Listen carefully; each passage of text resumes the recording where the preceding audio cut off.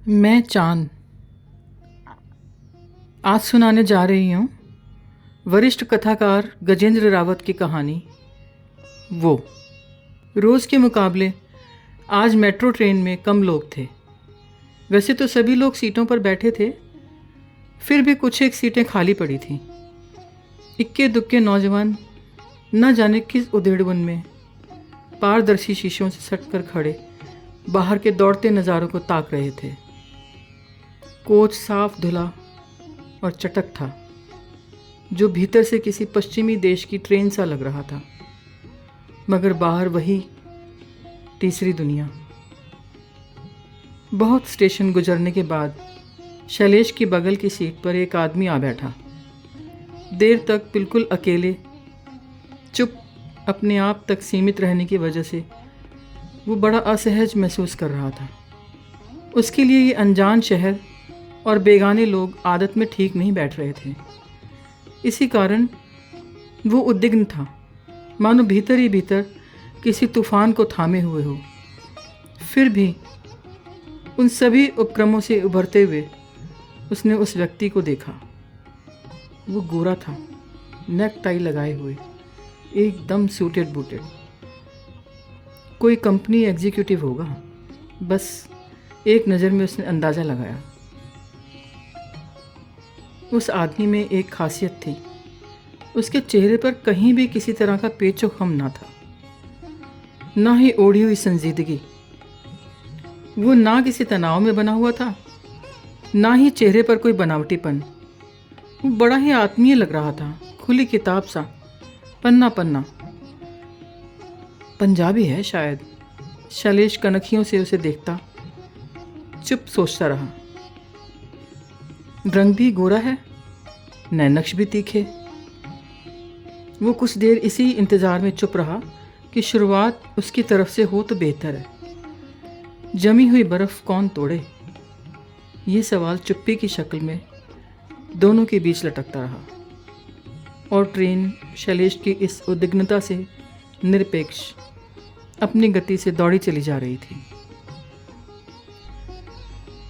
आखिर कब तक रहता कशमकश की हालत में? उसका सब्र जवाब दे गया। चेहरे को उसकी तरफ घुमाते हुए वो बोल पड़ा, आप दिल्ली के ही हैं? सवाल उस व्यक्ति की तरफ उछाला गया था। वो समझ गया। अपने शरीर को शैलेश की ओर घुमाकर पलकों को सहमति में झुकाते हुए धीरे से बोला, जी। आप वर्किंग हैं? जी, एक कंपनी में हूँ। प्रोडक्शन में? नहीं, मार्केटिंग में हूँ। अच्छा अच्छा, मैं भी इंटरव्यू देने जा रहा हूँ, एक मल्टीनेशनल। अच्छा, वो आदमी आश्चर्य और तल्खी में बोला, मैं भी मार्केटिंग एग्जीक्यूटिव के लिए। वैसे क्या क्या ज़रूरी है, कुछ बताएंगे?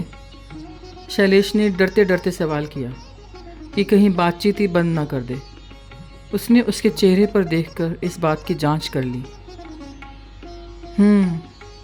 एक तो एजुकेशनल क्वालिफ़िकेशन है, फिर मार्केट की नॉलेज होनी लाजमी है। प्रोडक्ट के बारे में वो बड़े ही इत्मीनान से बोल रहा था। मैं MBA हूँ, चलेगा इतना? कुछ एक्सपीरियंस? वो इस बार शैलेश की आंखों में देखते हुए बोला, हाँ, 6-7 महीने का है। अभी कहीं करते हो क्या? नहीं नहीं, अभी तो खाली हूँ। ये नेगेटिव पॉइंट है। वहाँ से क्यों छोड़ी थी? छोड़ी नहीं थी, सच कहूँ तो उन्होंने ही, घर में एक एक्सीडेंट हो गया था। एक्सीडेंट?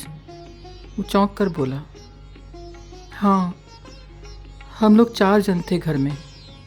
मेरा बड़ा भाई, मम्मी डैडी और मैं। मम्मी घर देखती थी, बाकी हम तीनों ठीक ठाक जॉब कर रहे थे।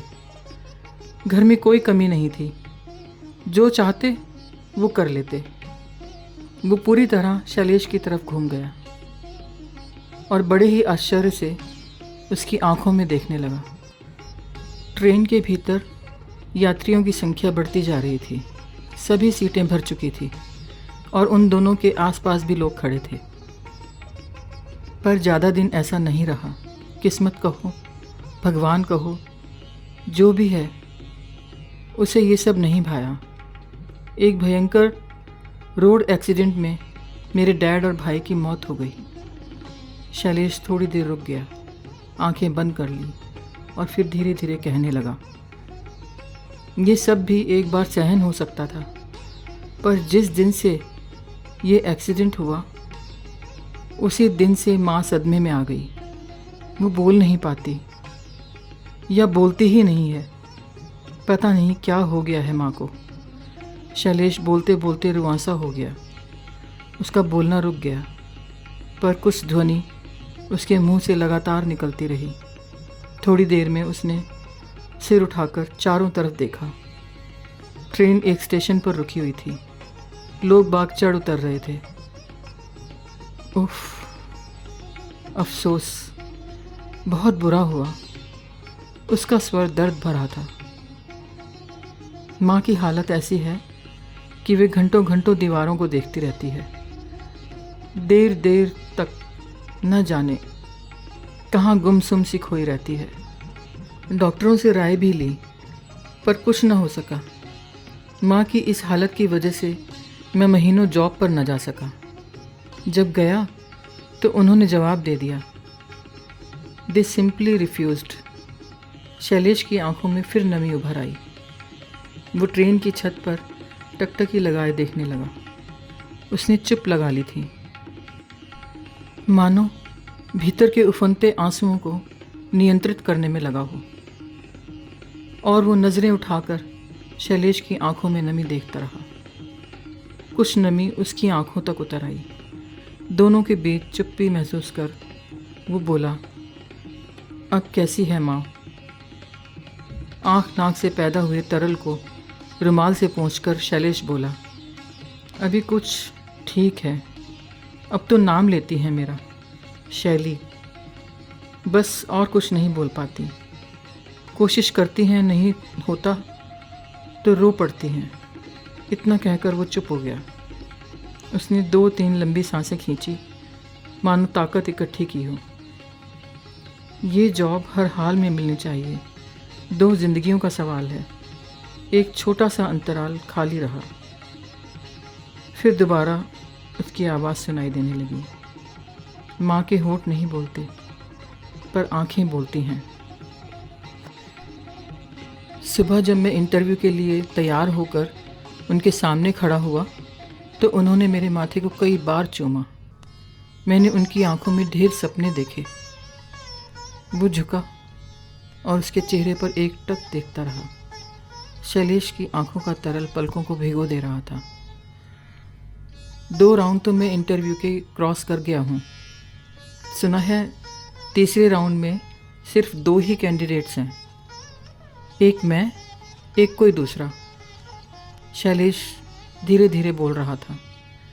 वो बोला, ज़रा अपना इंटरव्यू लेटर दिखाना।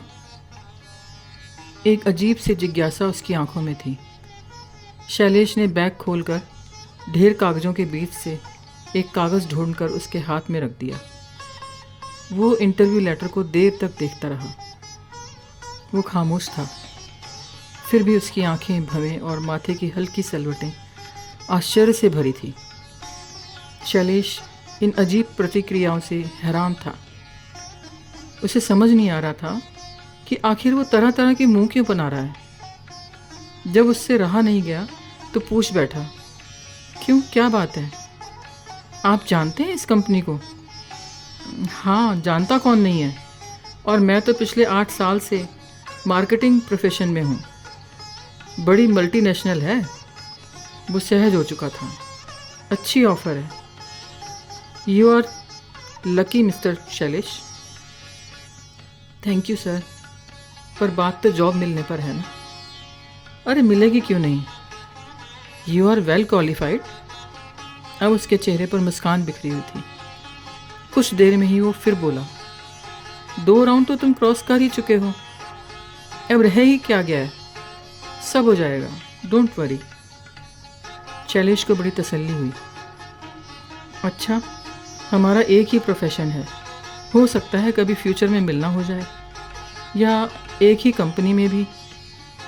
शैलेश ने उम्मीद भरी नज़रों से उसकी तरफ देखते हुए कहा, मैं जान सकता हूँ आपका नाम? मेरा खलीकुज़्ज़मा। क्या? शैलेश के मुंह से खुद ब खुद निकला, खलीकुज़्ज़मा। जमा नहीं, जमा। शैलेश चुपचाप उसकी सूरत देखता रहा। आप मुसलमान हैं? लगते नहीं हैं। एक आश्चर्य उसके चेहरे पर ठिठका हुआ था। हाँ, नई विस्मय भरी मुस्कान उसके चेहरे पर भी उभर आई। ट्रेन तेज गति से दौड़ रही थी।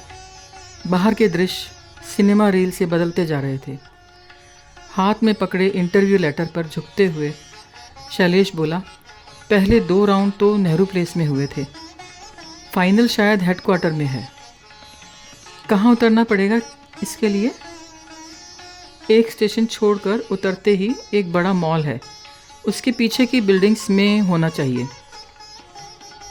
अगर दूसरा कैंडिडेट एजुकेशन, एक्सपीरियंस और बोलचाल में 19 हुआ तो मेरा सिलेक्शन हो ही जाएगा, नहीं तो। अचानक ही एक उदासी शैलेश के चेहरे पर ठहर गई। वो चुप हो गया। पल भर को उन दोनों के इर्द गिर्द की हवा बोझिल हो गई। क्यों फिक्र करते हो? तुम बहुत टैलेंटेड हो, इस जॉब के लिए एकदम फिट। देखना तुम्हें ही मिलेगी। वो 19 ही होगा। Best of luck. माँ का इलाज किसी बड़े डॉक्टर से कराना, वो ज़रूर बोलेंगी। वो बड़ों की तरह बोल रहा था। थैंक यू, शैलेश बोला और हाथ के बैग को संभालते हुए खड़ा हो गया। मुस्कुराया और हाथ हिलाते हुए ट्रेन से उतर गया। प्लेटफॉर्म पर देखते देखते ट्रेन ने गति पकड़ ली। वो सीढ़ियाँ उतरने लगा। ये कंपनी का हेडक्वार्टर था। वहाँ बड़ा सा रिसेप्शन हॉल था। रिसेप्शनिस्ट के कहने पर शैलेश सामने के सोफे पर बैठ गया। कुछ देर तक वो बैग से पेपर निकाल कर देखता रहा, फिर ऊब कर बंद कर दिए और रिसेप्शन हॉल में आने जाने वालों को देखने लगा। बैठे बैठे घंटा हो गया। वो सभी नुस्खे आजमा चुका था, पर बोरियत थी कि बढ़ती ही जा रही थी। आखिर सामने की टेबल से उसने पत्रिका उठा ली और उस पर झुक गया। पन्ने पलटता रहा। वक्त काफ़ी हो चला था। आप इंटरव्यू के? वो रिसेप्शनिस्ट थी। जी, आप ही हैं बस?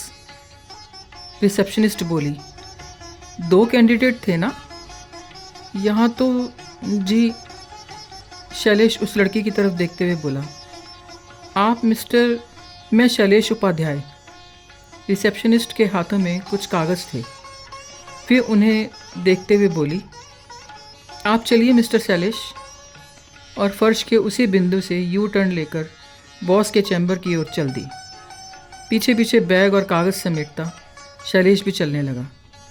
करीब घंटे भर लंबे इंटरव्यू के बाद शैलेश एकदम हल्का महसूस कर रहा था। जॉब मिलने के कुछ संकेत उसे बॉस ने इंटरव्यू के दौरान दिए थे। चैम्बर से निकलकर जैसे ही वो रिसेप्शन काउंटर पर पहुंचा, तभी उसे रिसेप्शनिस्ट का मुस्कुराता चेहरा और कोमल मधुर स्वर सुनाई दिया। Congratulations mister Shailesh. थैंक्स, पर अभी तो कुछ पक्का नहीं है। वो वहीं खड़ा हो गया। अरे पक्का ही समझो, और कोई आया ही नहीं तो हो गया ना पक्का। हाँ, अगर दूसरा कैंडिडेट आ जाता तो प्रॉब्लम हो सकती थी। उसे 6 साल का एक्सपीरियंस था, और तो और वो किसी कंपनी में मार्केटिंग एग्जीक्यूटिव है। देखो उसके पेपर्स। मिस्टर खलीकुज़्ज़मा। वो अनायास ही उसके मुंह से निकला और वो काउंटर पर रखे कागज़ों को देखने लगा। एक चुप्पी वहाँ की हवा में ठहर गई। पल भर को वो बुत सा बना खड़ा रहा। वो 19 ही होगा। Best of luck. ट्रेन में कहे शब्द उसके कानों में गूंजने लगे। आंखों के सामने मुस्कुराता हुआ वही चेहरा तैरने लगा। थोड़ी देर में ही शैलेश सीढ़ी दर सीढ़ी नीचे उतर चुका था। बाहर सब कुछ सामान्य था, पर उसकी आंखें नम थी। दोस्तों, आशा करती हूँ आप सभी को ये कहानी बहुत पसंद आएगी। अपने विचार कमेंट बॉक्स में ज़रूर रखें। फिर मिलती हूँ एक नई कहानी के साथ।